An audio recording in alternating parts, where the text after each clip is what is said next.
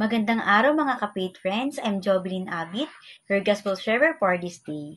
Our Gospel for today is according to Luke chapter 10, verse 25 to 37. Ito ay tungkol sa isang parabola kung saan merong isang lalaki na binugbog ng mga tulisan at iniwan na naghihingalo sa tabing kalsada. May dumaang pare at Levita, ngunit hindi sila tumulong. Maya-maya pa ay may dumaang Samaritano at tumulong sa lalaki. Ginamot ang kanyang mga sugat, binigyan ng pagkain at tirahan. Naisip pa batin sa atin na mabuting balita ngayong araw na ito, ang pagmamahal natin sa Diyos at sa ating kapwa. Ngunit paano nga ba natin mapapakita ang ating pagmamahal sa Diyos at sa ating kapwa? Ang pagtulong ay isang paraan kung paano natin mapapakita ang ating pagmamahal sa kanila. Na kahit anong estado mo sa buhay ay pwede tayong tumulong. Hindi lamang sa pera, material na bagay, tayo pwedeng tumulong.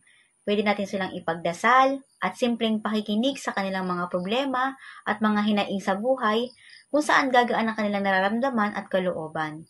Dapat handa tayong makinig at magpayo ng kabutihan at mabuting gawain na naaayon sa kautusan ng Diyos.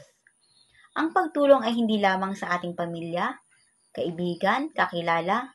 Ang pagtulong ay para sa lahat, kahit hindi man natin kilala o kaano-ano ay pwede tayong tumulong. Ito ay walang pinipiling lugar, tao, o estado sa buhay. At higit sa lahat, ang pagtulong ay dapat laging galing sa puso at hindi naghahangad ng kapalit. Sa pamamagitan ng paggalapat ng mga aral na ito sa ating buhay, maaari tayong maging isang tunay na tagasunod ni Kristo at magpakita ng pagmamahal ng Diyos at sa ating kapwa. Yun lamang po at maraming salamat sa panonood at pakikinig.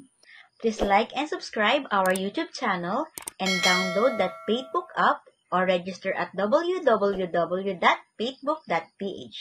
Thank you po and keep God first!